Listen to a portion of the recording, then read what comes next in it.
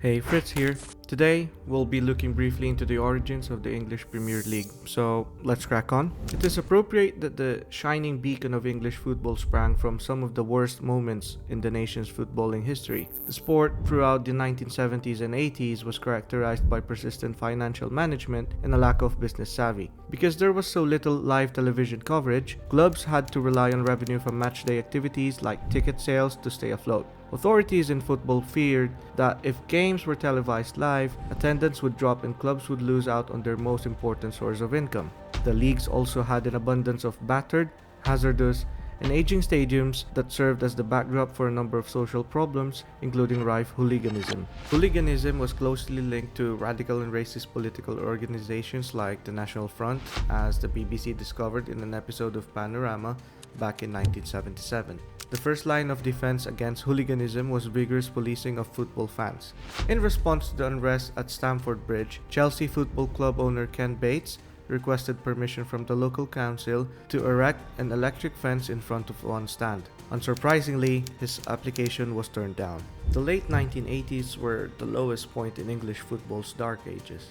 In 1985, a fire started during a game between Bradford and Lincoln City. Within 4 minutes, it had consumed the whole main stand, killing 56 fans and wounding 265 others. The same year, violence at the European Cup final between Liverpool and Juventus led to a portion of the stadium collapsing, killing 39 Juventus supporters and wounding 600 more. This incident furthered English football's reputation for hooliganism. Due to the events at Hazel Stadium, English clubs including Liverpool were barred from participating in European competitions for 5 years. A crush that developed in the standing-only pens of the Leppings Lane stand during an FA Cup semi-final between Liverpool and Sheffield United in '89, which occurred at Hillsborough Stadium, has resulted in 96 deaths and 766 injuries among Liverpool supporters. Such seismic events compelled the central government to act. In 1990, the Taylor Report was released. The FA's blueprint for the future of football described how it encouraged football to move upmarket as to follow the affluent middle class in his or her pursuits and aspirations, and is best known for suggesting the stadiums become all-seaters. It also prohibited alcohol consumption near the playing field. Modernization was viewed as a primary impetus behind the growth of English football and laid the groundwork for the Premier League's upscale international reputation. The deteriorating ties between the Football League and the FA were important factors in the formation of the Premier League breakaway. Political tension grew amongst those who shared the regulatory authority over the game as commercialization increased in the 1980s and 90s. Shirt sponsorship was only allowed starting in the early 80s. David Dine, then deputy chairman of Arsenal, was a fervent supporter of America's glitzy sports business and was dismayed by the English football hierarchy's lack of commercial ingenuity.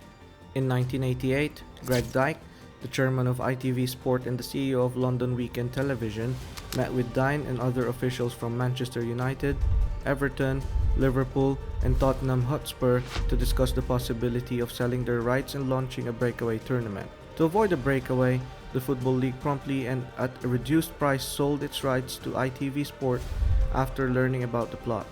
The Football League issued a study titled One Team, One Game, One Voice in response to the risk of falling behind, calling for closer FA collaboration and a comprehensive strategy for the growth of all English football's professional leagues.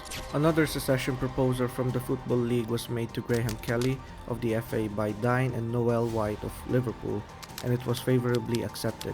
The FA's blueprint for the future of football, in response to the Football League's report, rejected the recommendations and established itself as the supreme governing body of English football. The advantages of a new independent top league, which would drastically reduce the influence of the Football League, were also mentioned. A new independent top division would end power struggles in the game, boost the sport's reputation, increase the chances of success for the England team, increase the likelihood of receiving additional government funding, and provide enhanced commercial benefits according to the justifications for the Premier League listed in Blueprint.